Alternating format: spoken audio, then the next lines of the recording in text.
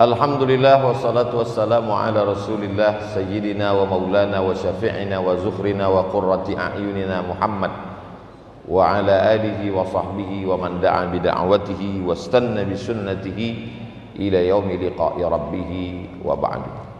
Al-habaib al-afadil, para habaib, para zuriat Rasulullah sallallahu alaihi wasallam yang berhadir di majlis yang penuh dengan rahmat dan barakah ini, mudah-mudahan dekatnya kita dengan mereka menyebabkan turunnya rahmat dan ampunan Allah Subhanahu wa taala. Berpegangnya kita dengan kajian yang mereka sampaikan membuat kita selamat dari fitnah-fitnah akhir zaman ini insyaallah. Para asatiz, para pewaris Nabi Muhammad, al-ulama warasatul anbiya, tak dapat saya sebutkan satu persatu. Hadir bersama kita Ustadz Handi Boni beserta para guru-guru kita semua. Mudah-mudahan kita istiqamah mengamalkan ajaran-ajaran Ahlus Sunnah wal Jamaah. Kesempatan momen subuh ini milad Bikers Subuhan Bogor yang ke-5. Betul? Saya selalu dibawa oleh adik-adik Bikers Subuhan di berbagai kota. Kemarin mendapat rompi juga dari Bikers Subuhan Ambon, wilayah timur Indonesia. Dulu awal-awal tausiah di Batam, datang anak-anak muda, Ustadz Somad, besok dari hotel ke masjid kami mau jemput pakai motor, nanti Ustadz kami bonceng, katanya. Mereka sangka saya tidak bisa naik motor. Jadi sejak itulah saya bawa motor kemana-mana. Lalu kemudian sampailah subuh yang penuh dengan kemuliaan ini, milad yang ke-5, semoga panjang umur. Belajar dari motor itu yang bisa kita ambil pelajaran banyak sekali. Tapi pada subuh ini saya bahas 5 poin saja. Kenapa 5? Karena milad yang ke-5. Nanti milad yang ke-6 kita tambah 6. Poin yang pertama, motor itu mesti ada gasnya. Kalau tidak ada gaspol, mendingan naik sepeda ontel aja. Komunitas sepeda ontel jangan tersinggung, karena semua ada perannya masing-masing. Gas inilah yang membuat dia melesat laju. Saya terus terang sampai sekarang paling suka naik motor kalau gasnya cash, kontan. Gas itu pada manusia ini hawa nafsu. Kalau tidak ada hawa nafsu, maka kita ini semua tidak bisa bergerak. Makanya Allah tidak berikan dunia ini kepada malaikat, karena malaikat itu tidak ada nafsunya. Jadi kalau ada orang mengatakan, Ustadz Somad, saya ini sejak hijrah ini sudah tidak ada hawa nafsu lagi, berarti kamu sudah jadi malaikat. Ustadz saya ini kok nafsu terus, berarti kamu setan. Yang namanya manusia itu ada keseimbangan. Sebagian orang berpemahaman kalau sudah ngaji, kalau sudah tobat, kalau sudah hijrah, kalau sudah ikut komunitas Bikers Subuhan, maka dia tidak lagi ada hawa nafsu. Ini pemahaman yang salah dan keliru. Islam tidak menghilangkan hawa nafsu. Contoh nafsu makan. Kenapa nafsu makan yang pertama Ustadz bahas? Kebetulan tadi ada nasi tumpeng, walaupun sudah diangkat. Jadi ada sekelompok manusia ini yang tidak boleh makan sama sekali, karena menurut mereka makan inilah sumber kejahatan.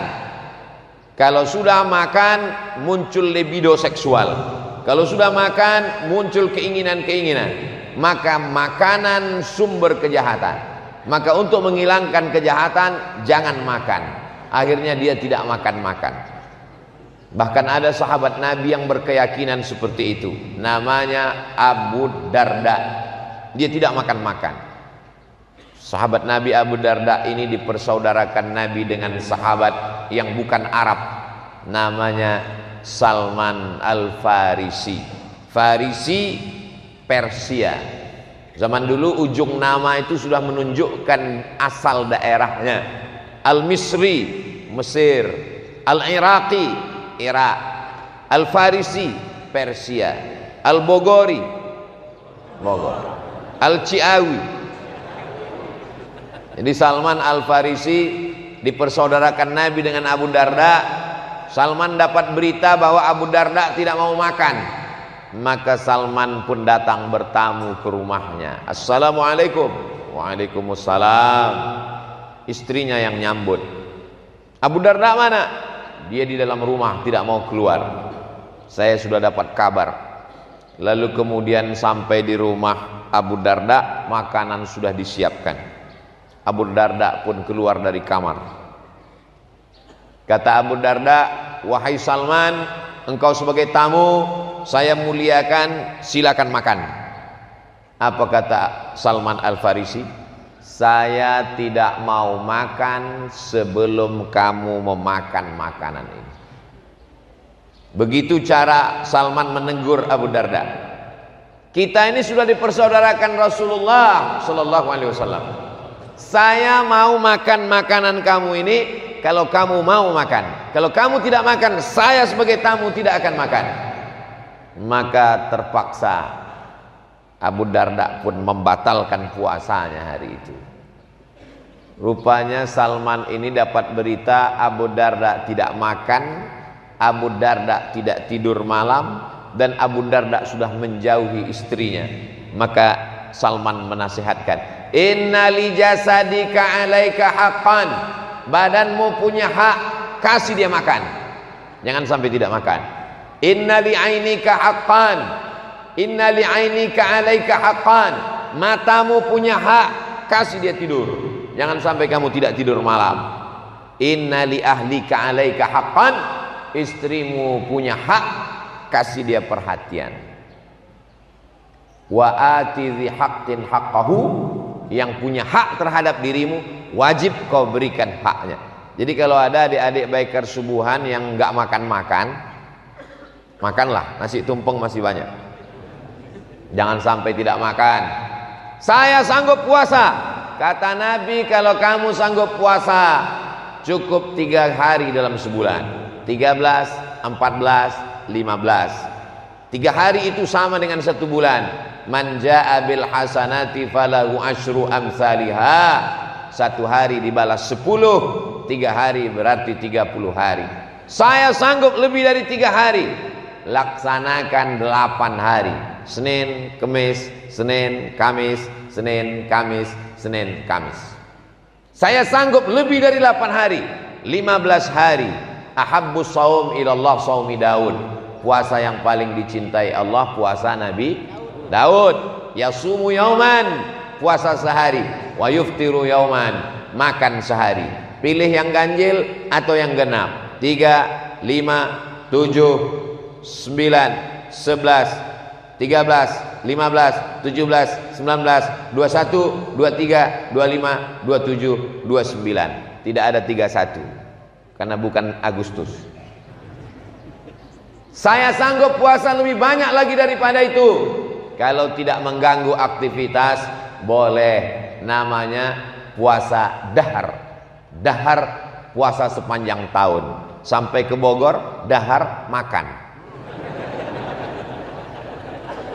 Saya dulu satu rumah sama mahasiswa dari Bandung. Coba-coba mau belajar bahasa Sunda. Kumaha dahar, saya bilang. Saya lupa antara dahar dengan damang. Itu maka dahar itu berkesan di hati saya. Sampai sekarang ketemu sama dia beberapa waktu yang lalu di Bandung. Kumaha dahar, kata dia. Apa maknanya? Jangan sampai tidak makan.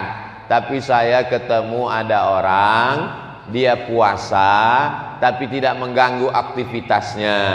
Waktu saya bertamu ke rumahnya disiapkan makanan, dia nggak makan. Saya bilang, bapak nggak makan tetap sehat. Saya sehat Pak Ustadz. Puasa apa? Puasa dahar sepanjang tahun. Kalau sepanjang tahun itu mengganggu aktivitas, hukumnya haram. Saya tetap sehat, badan saya sehat, istri saya tidak terganggu, nafkah juga lancar zahir dan batin. Bapak sudah berapa lama puasa dahar? Alhamdulillah Pak Ustaz, sudah 2 tahun, 20 tahun. Sehat walafiat.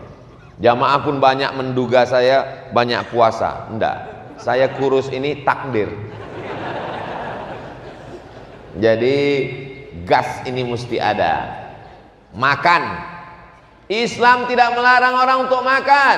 Kulu, makanlah. Wasrabu, minumlah. Wala tusrifu, jangan berlebihan. Makanya saya kalau bertamu di mana-mana jamaah nanya, Ustaz ada pantangan? Enggak. Kepiting? Oke. Udang? Ahlan wa sahlan. Seafood? Marhaban. Ikan? Tola al-badru alaina. Tidak ada pantangan. Satu-satunya pantangan satu cuman, pantang dekat, lewat. Mudah-mudahan kita sehat semua. Ada orang menganggap makanan inilah yang membuat sumber penyakit. Betul, bukan hadis Nabi. Kata-kata hikmah, al-ma'idatu baitu kulli da', lambung sumber segala macam penyakit. Di dalam badan kita ini air. Air ini tidak boleh kena dengan minyak. Kalau air kena minyak, maka airnya jadi kental. Maka tidak boleh terlalu banyak minyak. Bahasa medisnya kolesterol. Di dalam badan kita ini air. Air tidak boleh terlalu banyak gula. Ambil gula, masukkan ke kuali, panaskan. Setelah itu letakkan sendok. Biarkan dingin, angkat sendoknya, kualinya ikut. Kompornya pun bisa ikut sekalian. Kenapa? Jadi kental. Yang mengentalkan darah itu adalah gula dan minyak. Maka hindari terlalu banyak gula, terlalu banyak minyak. Tapi kita tidak disuruh untuk tidak makan.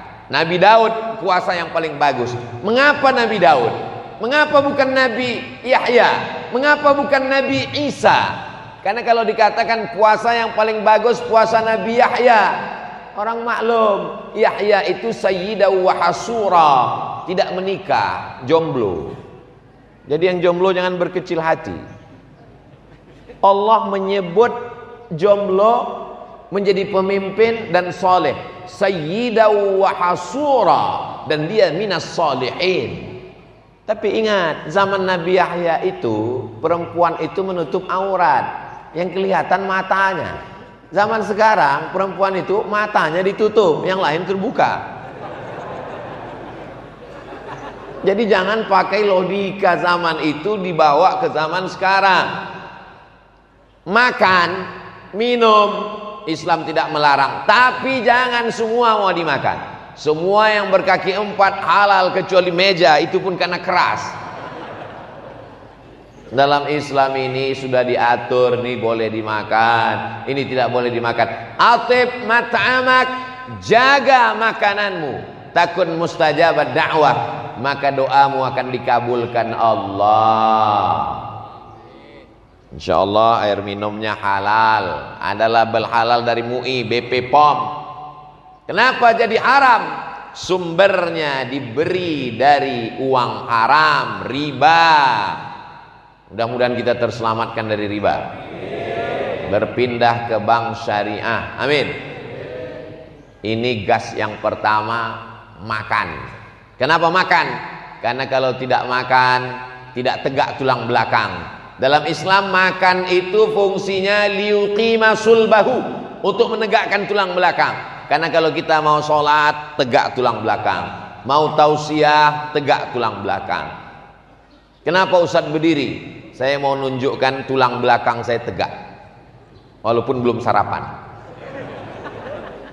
Saudaraku yang dimuliakan Allah Subhanahu wa ta'ala, jadi belajar dari baikan subuhan, ada gasnya, tapi gas ini mesti dikontrol.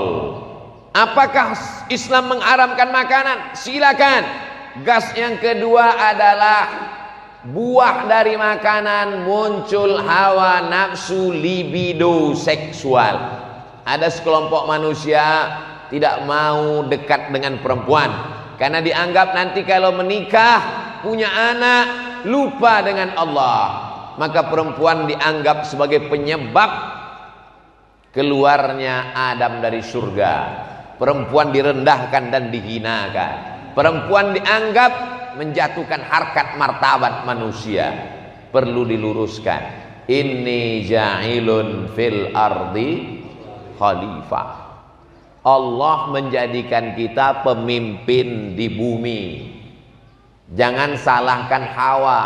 Kita jatuh ke dunia ini karena kamu mah. Bukan. Dalam Islam perempuan harkat martabatnya sama dengan laki-laki. Al-mu'minuna wal mu'minat ba'duhum awliya'u ba'd. Bapak dengan ibu sama-sama saling tolong menolong. Ta'muruna bil ma'ruf wa tanhauna 'anil munkar. Man amila salihan, siapa yang beramal soleh, min zakarin, laki-laki, au unsa, perempuan, dengan syarat wa huwa mu'minun, syaratnya mesti ada iman, falanuhyiyannahu hayatan thayyibah, maka kami beri mereka kehidupan yang baik-baik. Jadi jangan lecehkan, sepelekan, rendahkan perempuan. Jadi kalau ada orang menjauhi perempuan, dianggapnya perempuan ini menjatuhkan derajat dia di hadapan Allah. Kita lanjutkan setelah yang satu ini.